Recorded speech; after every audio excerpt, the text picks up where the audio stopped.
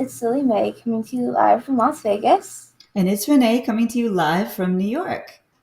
I am so excited for today's episode. We have a lot of really cool things planned. And as you guys can see, Renee is here with me co-hosting today. Linda sadly couldn't make the live show today, but we have her in the interview and stuff, so I'm super excited. And thank you so much, Renee, for coming on and being my co-host for the day. Thank you so much. It's such an honor. I love being here. Thank you. So today we are going to be airing an interview we did with Opichi, an Anishinaabe firekeeper. Her interview was so amazing, and it was really educational, and really there was a lot of really good information in there. Yeah, and it was the first time I'd ever heard of firekeeping, which is an indigenous practice about the person who keeps the sacred fire during certain ceremonies attended at all times, because the sacred fire cannot be left alone. And it's traditionally a male role, but Opichi, who identifies as two-spirit and is a woman, took it on for herself. It's very inspiring. Absolutely. She is so inspiring, and she was a great guest to have on, and I'm so excited to get to share this interview with you guys today. Make sure to stay tuned after the interview for our new segment today. We're going to go ahead and start off by sharing a few of her TikToks, and then we'll move into the interview. But the rap coming home.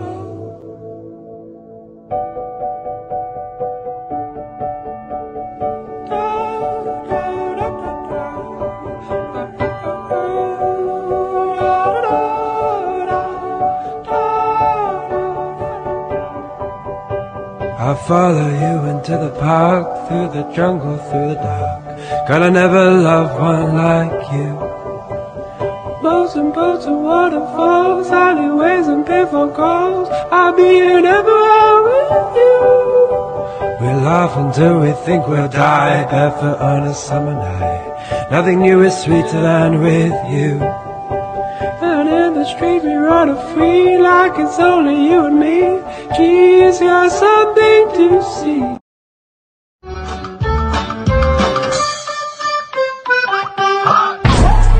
Denial is a river in Egypt. Hi, Opichi. We're so honored to have you on the show today. Thank you. Thanks for having me.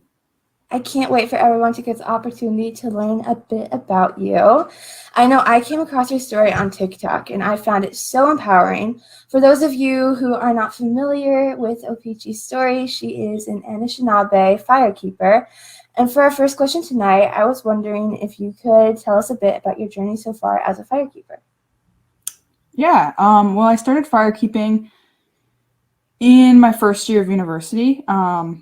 It's a pretty common program within universities that have a high population of Indigenous people, and typically it's a male responsibility. So I did turn it down at first, but then it was kind of like they were a little bit desperate, and so I decided that I would try it. And really quickly, I enjoyed it. I started as a volunteer. I worked for a year as a volunteer. And then the next year I was hired on as a junior firekeeper. There's 3 levels: volunteer, junior, and senior, or head. So then by my second year, I was mentoring to be a head firekeeper. By my 3rd and 4th year, I was a head firekeeper. And then I started to take it more seriously, and like not just doing it at school. I was doing it outside of school, learning from different mentors of different culture, right? There's Anishinaabe, there's also Haudenosaunee, there's Cree. Every nation has different teachings, and I just kind of tried to get it all in. And then, I started making videos, and it took off pretty quickly. And now I run a small business doing firekeeping for towns and doing teachings and whatnot. And now I'm here. Wow, that's so amazing. I know I didn't know much about firekeeping before I found your channel, so thank you so much for spreading your story and talking some about firekeeping and stuff on there. Yeah.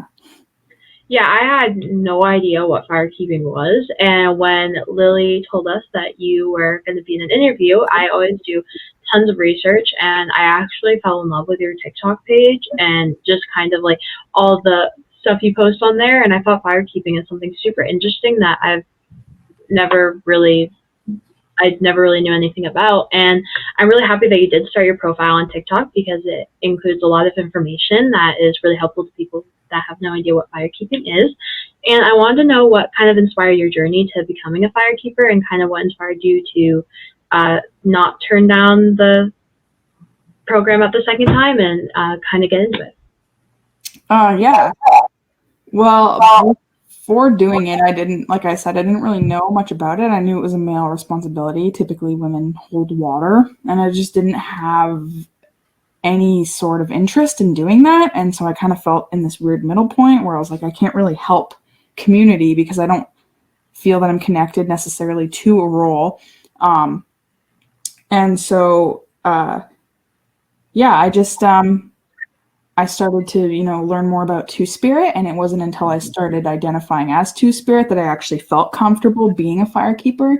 And I would say that it was almost like an immediate changeover. I went from like kind of just sitting in the teepee and watching and sometimes lighting the fire with a match to, getting a flint and striker and doing it that way and like actually keeping fire for like 14 hours at a time. Like it was a very quick switch after I started identifying as Two-Spirit and feeling like I was actually welcome to be a firekeeper, because obviously if you're constantly told that you shouldn't be doing something, then you're not really going to be very confident in that position.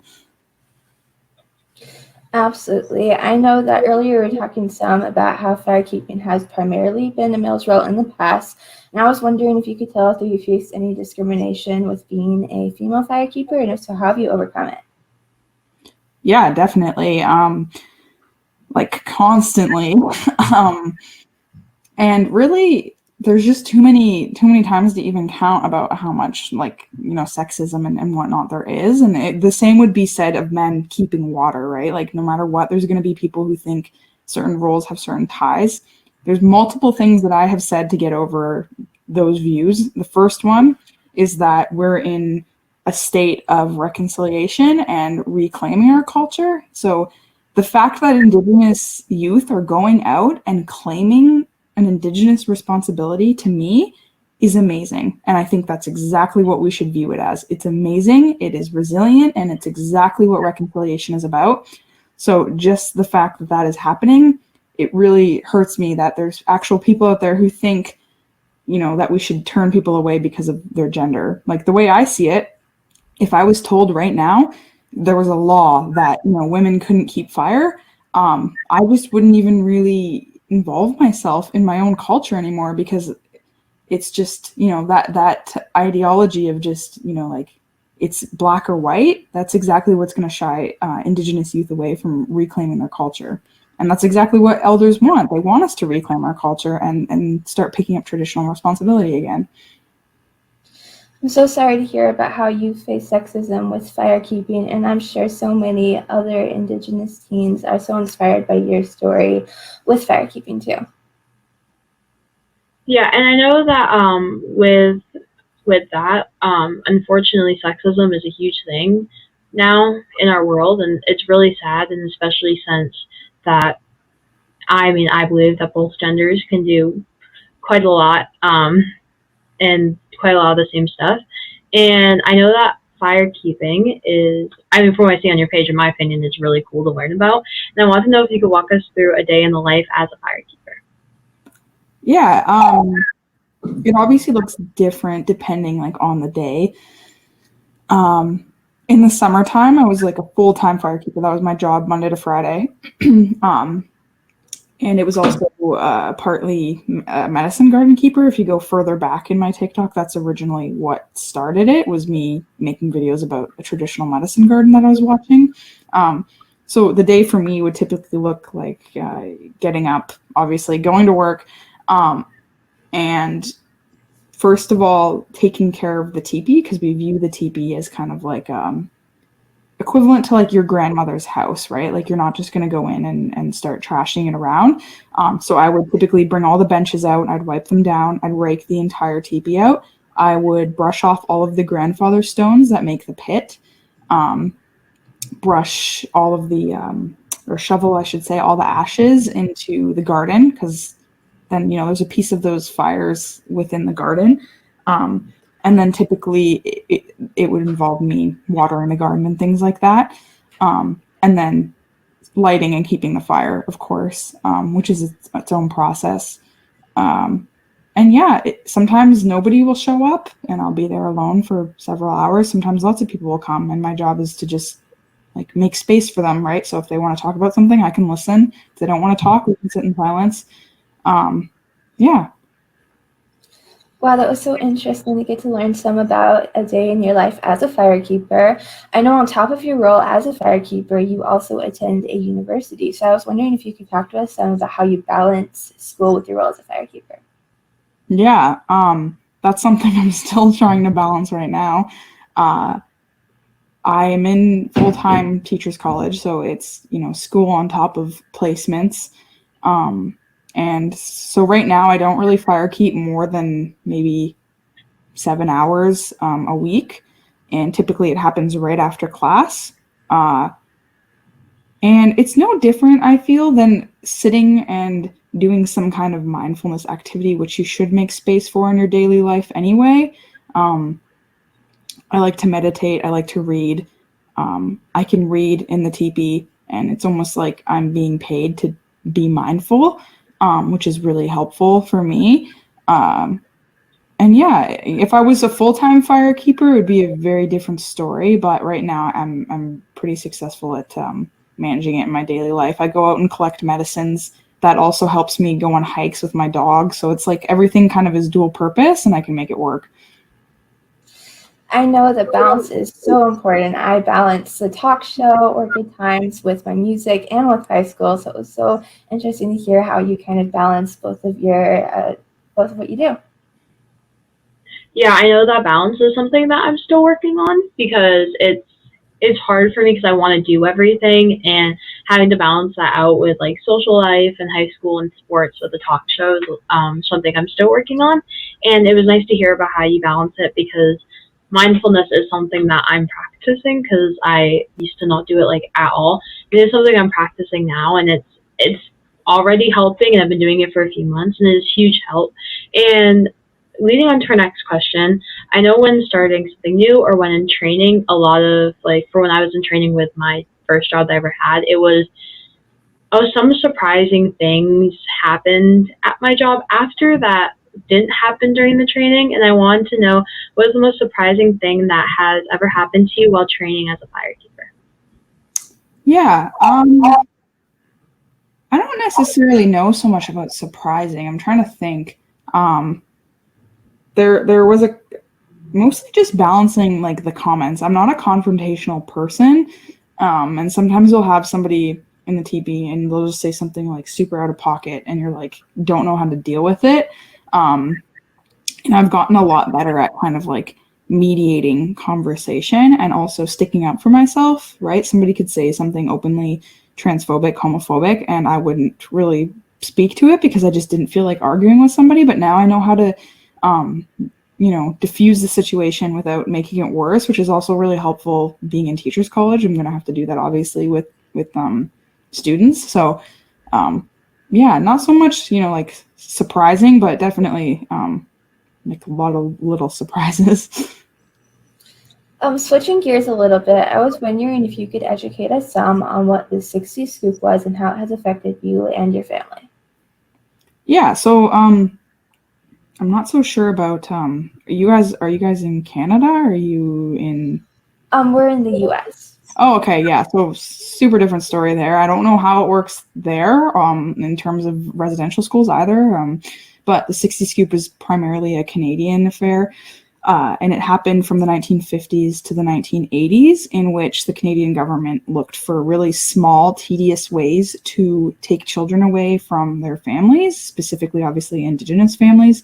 So whenever you think about CAS, Children's Aid Services, they will take away children if the parents are not fit to be parents. But the fact of the matter was, they viewed our traditional ways of child rearing as like not being a good parent, which wasn't entirely true. We just have different ways of doing things. So upwards of 20,000 children were wrongfully taken away from their parents and put into primarily white homes. So similar to the residential school system, it was a way to take Indigenous children and put them into primarily white, where they would grow up, basically, and then to kind of change the child into like a white child, just in terms of in your head, not necessarily like the way that you look. So the 60 Scoop was, exactly as it sounds. Like it was in the 60s and they just like scooped all these kids up and put them into, French and German homes. Some of them were brought to Europe, that some were sold, right? Like they had actual newspaper articles where they'd say like, this kid is indigenous and they need a better house, like give me $1,000 and you can have this kid. So it's just bizarre to think about that was actually happening here not that long ago. I'm so sorry to hear about how that affected your community, and I know I knew practically nothing about the 60 Scoop before I saw your channel, and thank you so much for all the work you put into educating people some about these events that aren't talked much about in the school system but need to be.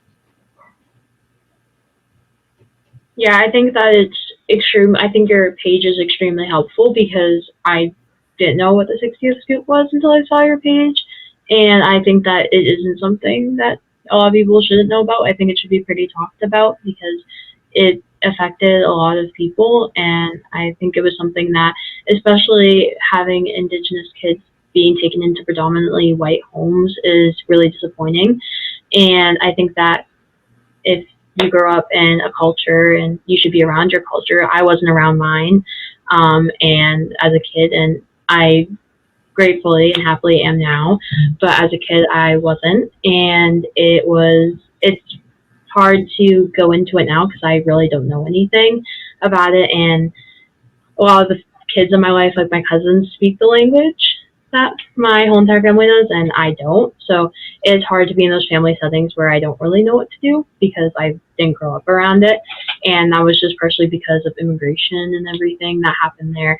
So I feel bad for the kids that did have to grow up in a predominantly white home and didn't get to grow up around their culture and kind of experience it, because I know in some ways how that feels and how disappointing and hard it can be to want to learn about your culture and not be able to.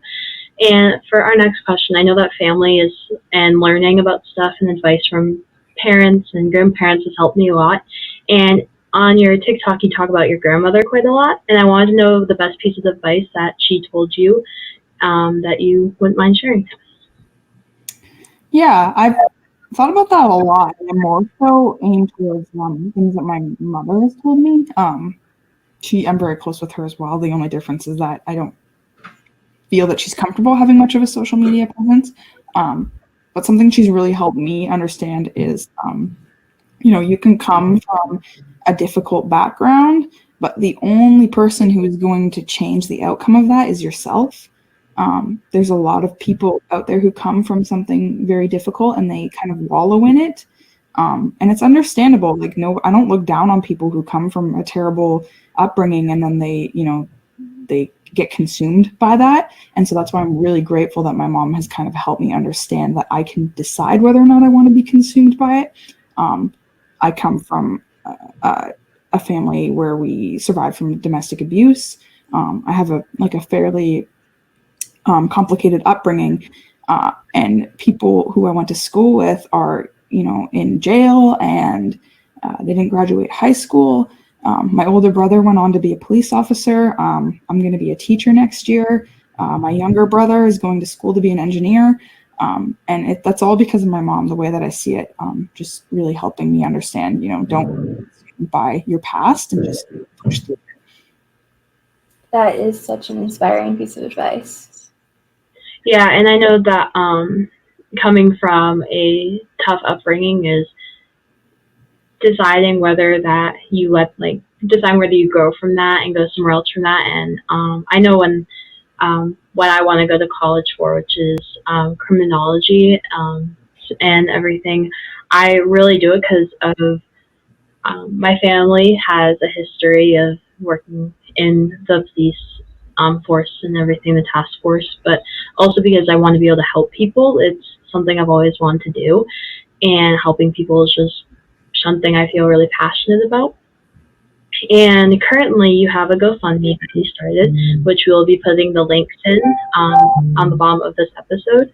And we wanted to know if you could kind of talk about what the GoFundMe is and what the purpose of it is and how people can donate to it. Yeah, I made the GoFundMe for my great-grandmother, Beatrice, who, as we spoke about the 60 Scoop, she wasn't a victim as in she was taken away from it, but she was a victim in that, 11 of her children were taken away. And she died in her 40s. And there's no doubt in my mind that it played a very big part in her death. And so I think a major part of reconciliation is helping with things like that. I don't view it as kind of like my family's responsibility to be paying for a headstone for a woman who died probably because of a broken heart, in all honesty. And so when she was buried, her kids didn't attend her funeral, and they put like a wooden cross up because there was nobody living that could pay for a decent enough headstone. And then there was actually a flood in my home community, and it took away the headstone. So we worked for years to find out where she was actually buried, and now that we know, we want to put in a proper headstone for her, to just honor her life. I never got to meet her, but I know that she was a wonderful woman, and I know that she definitely deserved better. We have the GoFundMe linked below in the description. I encourage anyone who's watching to please go check it out and donate if you can. This is such an amazing cause, and I know I'm going to be checking it out later. I know there's a long ways to go for it, but me and Ella would like to know if there's any ways we could become better allies. Yeah, I think you are already on the right path, right? You're educating yourself. My biggest piece of advice is to know the fine line between learning and overstepping. In my experience in university, there's a lot of non-Indigenous folks who, come to ceremony and they kind of put themselves in those spaces. And I totally get it, right? Everybody wants to learn as much as they can to feel like they are doing something. But sometimes it's best to just step back and let Indigenous people experience their culture, because people like me, we're still learning it, right? I don't believe that there should be settlers out there who were learning my culture before me, right? Because it was my culture that was taken away, right? Nothing was taken away from them. So to just be able to find that fine line between, overstepping and listening respectfully. Absolutely, and thank you so much for sharing that with us and with our audience here on the show tonight. I know when I was looking at your TikTok, I was really intrigued to learn some about the Two-Spirit identity. You were talking about it some earlier. It's something different for everyone, but I was wondering if you could tell us some about what being Two-Spirited means and what it means to you. Yeah, Two-Spirit is a really broad term. It basically encompasses all of the different nations' ideologies about sexuality and gender that don't necessarily fit into westernized perspectives on them. So Two-Spirit is not the same as non-binary, because non-binary comes from a Western perspective. If somebody identifies as Two-Spirit, it's because there is cultural significance to their identity. So for me, I came out as gay when I was 19, but I did not identify as Two-Spirit. I started identifying as Two-Spirit when I started things like going to ceremony to be a firekeeper, because it's typically a male responsibility. When I started dressing more comfortably, which typically presents as masculine, and when I stopped wearing a ribbon skirt, right? Those three things to me present as a male identity, which means I believe that I do have a split identity. Part of me, I am female. Biologically, I'm female.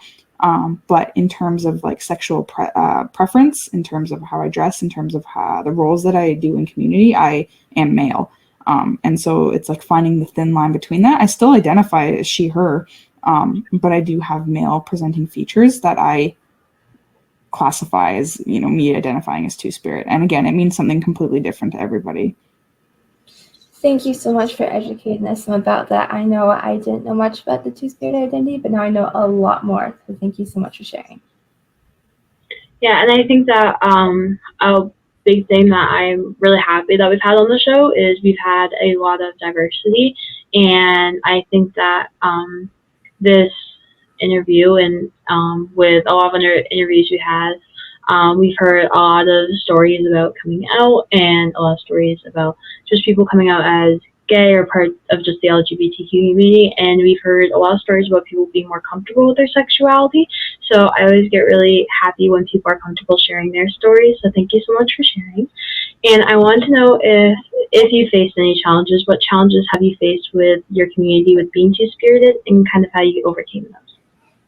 Yeah, I mean, there's certain challenges that I'm facing right now that I haven't necessarily overcome, but I'm working to change them, right? Like I have to be weary of where I go to ceremony, right? There's most of the people who I go to school with go to a certain lodge. that I personally, like, I'm welcome at under certain circumstances. I'm welcome if I wear a ribbon skirt, but I feel like if I wear a ribbon skirt, I am not being true to myself, so I'm not going to go. And that's just really unfortunate, right? Because there's one solution to that. It's either I lie and I be someone who I'm not, or the community recognizes that they're putting people into boxes. And that's a typical problem with all communities and ceremonies. And so, yeah, I'm trying to find the thin line with that. There's a lot of places that are starting to welcome Two-Spirit, and I'm really grateful for that. And I'm working towards that being more acceptable. It's more acceptable in a university sense, right? We do have a lodge. We do have elders who come. But if I were to go to my own home community, it's a different story. And there's also the fine line of just not speaking up, right? Like when you have like an uncle who makes certain comments and you're like, is it even worth it? That's kind of like the point that I'm at. Is it even worth it to bring it up? Because some people are just so stuck in their ways that they're not really willing to change. Wrapping up today, I know that I have learned so much from your social media about firekeeping, but also a lot about the Indigenous culture, amongst many other things. Where can people go to follow your story and support you? Well, mostly just TikTok. I just recently joined Instagram, but I'm not really big on it. So yeah, you can look for my TikTok or Instagram. I like having discussions with people. I like when people message me. It's fun. But yeah, mostly just my TikTok. I really enjoy posting videos on there, and I like when people ask me questions so I have more ideas. I really just started it because a friend of mine has one and he started to take off, and I kind of made it like a little bit of a competition, and then suddenly I took off and I didn't expect it. So yeah. Thank you so much for coming on today. I was so honored to get to talk with you some, and I'm sure everybody in our audience today is going to love this interview. Yeah, thanks. Yeah, it was a lot of fun to learn more about bee culture and everything because I don't really know much about it. I'm such in an enclosed like space. Like my school's not very diverse. I live in a predominantly white area, so I like hearing about different cultures and everything, which is why history is my favorite subject. I like hearing about different things I don't know about. So thank you so much for coming on and sharing some of your story and about firekeeping, because firekeeping is, your page is something I keep up with. I love it. So I'm really happy that we got you on. Yeah, that's great. I'm going to be a history teacher, so that's really cool. Oh, wow, that is so cool. Thank you again so much for coming on today, and I hope you have a great rest of your evening. Thanks, you too. That was such an inspiring interview. Opichi was so amazing. Before we go over to our news segment, we have a few more TikToks to share with her, and then we'll transition to the news segment.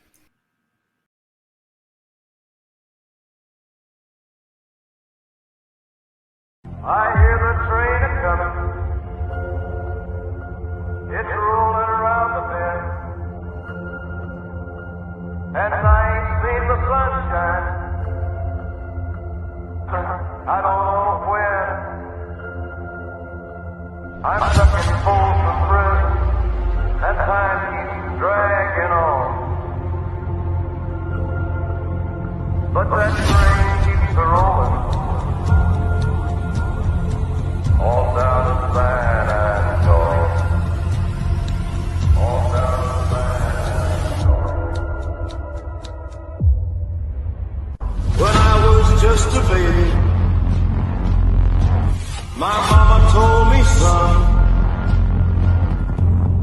always be a good boy. Don't ever play with guns.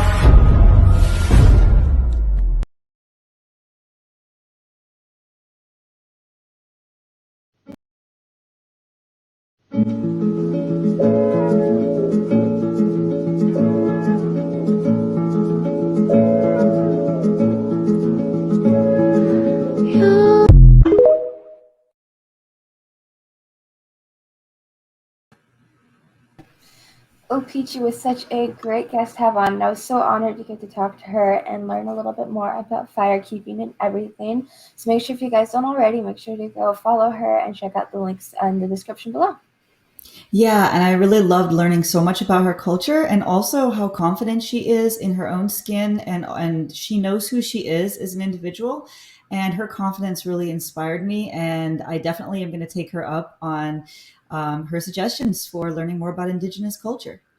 Absolutely. Over the last 2 weeks, there has been so many new news topics to cover, so I'm super glad to be able to share and inform you guys about some of them today. To open up our news segment, most of you guys know that Taylor Swift recently began her new tour, the Eras Tour, and she has been breaking so many records, so we wanted to talk about some of them today.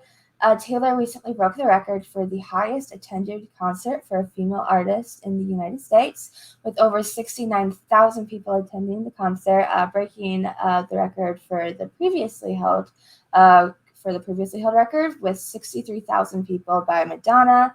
And during Taylor's show at the Allegiant Stadium in Las Vegas, she announced that she is the first female to headline the Allegiant Stadium. And in her words, she won't be the last. And I was there for her performance when she announced this, and it was so powerful. Taylor's amazing and is such an amazing person, and let's hope there is more representation for female musicians in the future. Absolutely. And what I love about Taylor is that she's continually breaking barriers. And I love how she eclipsed Madonna in that respect, but then left the door open for people after her, saying that she absolutely will not be the last. And when I think of Taylor Swift, I think about that forward thinking attitude where she's always trying to open doors for people and for other women and to show us how to do it. So she's paving that path forward and she's carrying the torch. And who knows, Lily, it might be you who breaks that next barrier. Oh, thank you so much. Taylor Swift is one of my inspirations, so I absolutely loved her continuing to inspire and inspire other musicians too to continue to break her records. Absolutely. For our next topic tonight, we're going to talk a little bit about some of the recent movements in Iran for women's rights. Renee, would you like to lead on this one? Yes, so there were five teenage girls who, in Tehran, which is in Iran, and it is illegal for women to dance in public, and it's also illegal for women or any female to be in public without the hijab, wearing the full hijab, the covering. And these five teenage young women, they did a dance on TikTok to calm down. And that's a very famous song that a lot of people know. And their dance instructor posted it online, and all five of the teenagers were taken into state custody. They were made to cover up and do an apology video. And so, in response to that, women in Iran and all around the world, including myself and some other people that I know, actually have been dancing in protest of the way that the laws are in Iran. I think that this movement is so powerful, and these women in Iran and around the world who are participating in it are so incredible and brave. And it's really important that we show our solidarity with women in Iran by sharing any videos we come across about it and speaking out and sharing their message. These women are just so amazing and brave, and it's really important that we speak up and share their message with everyone that we can. Definitely. Next, we're going to talk some about the new bill proposed in South Carolina.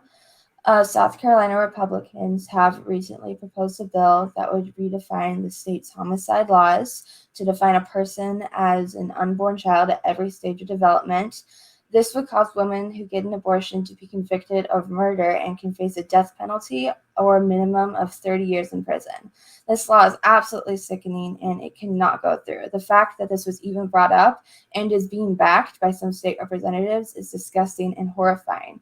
People cannot keep on making decisions about women's bodies, and this law is really violating and just unacceptable. So we need to continue spreading word and informing people about events and bills like these so they hopefully don't go through.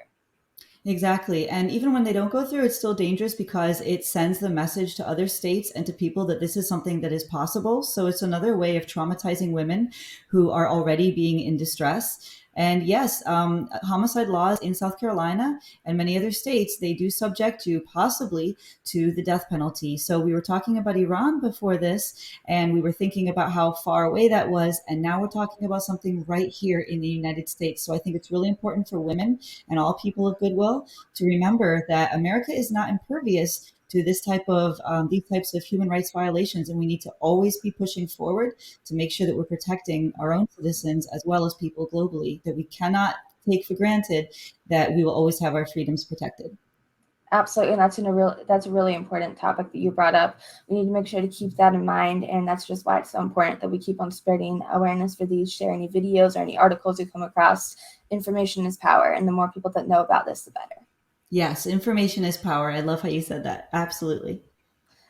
Since our last live news segment, the Oscars aired, and there were lots of great steps forward made with equal representation for everyone in the show business. But there was also something that happened there that really stood out to me as an example of how females are not taken seriously in the television industry. And Renee, did you want to talk a little bit about it? Yeah, so the youngest Nobel Prize winner in all of history was called out by Jimmy Kimmel for a comedic bit about Harry Styles. And it was just a low-brow sort of joke. And it just showed that women, even when they are winning something, because she's an educational activist and she's at the forefront of education awareness and making sure that women and young women and girls get equal access to education. Her work is very important.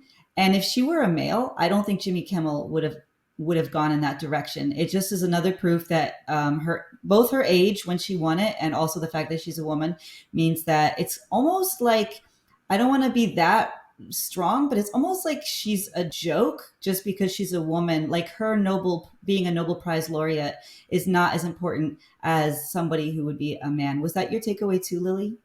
Yeah, the same exact thing. It's just a perfect example of how men continue to stereotype women.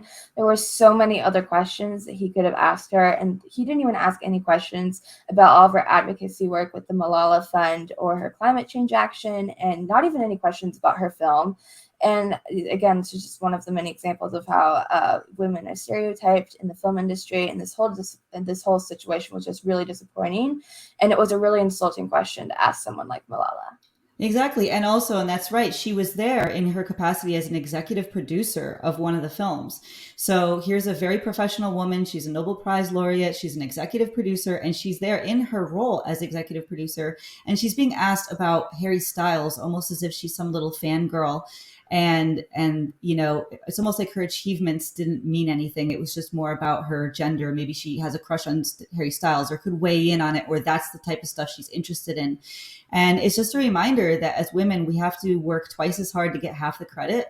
And that's something that a lot of women have been saying. And I'm hoping that shows like this and continuing to talk about this and raise awareness will eventually start to mitigate that ever more so that we can keep moving forward and be respected equally. Remember that women are still paid much less to the dollar than men, even till today.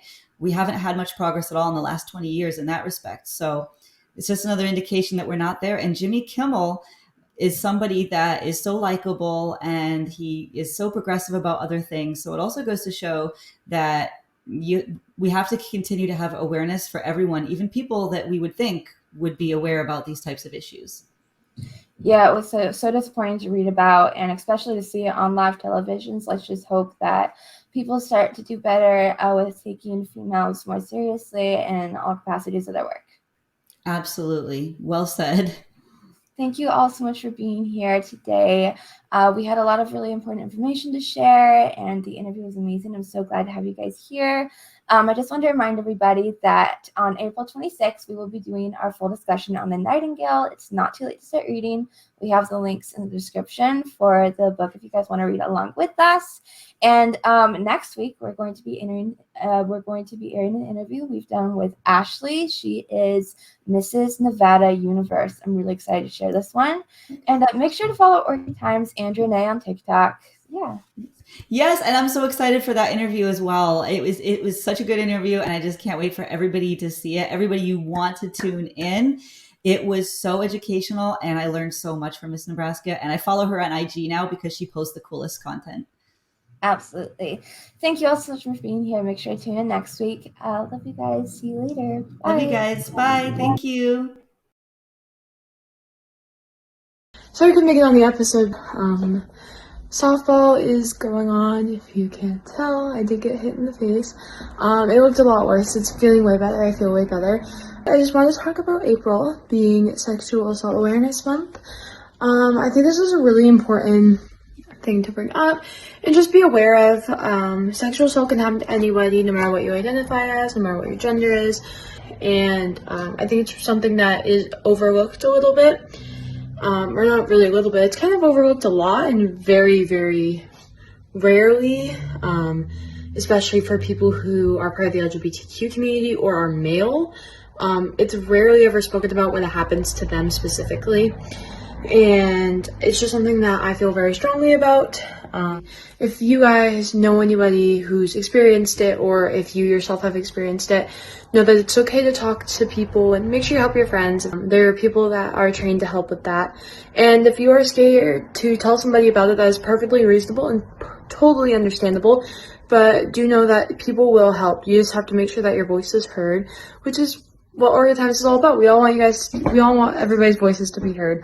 So if you guys see any places that are asking for donations for sexual assault survivors, anything like that, if you can, please donate to those. And also, the interview for this week was amazing. Firekeeping is super, super interesting. And love that she took on what is usually considered a male role. So thank you guys so much for tuning in. I'll be back for our next episode. And yeah, have a nice day.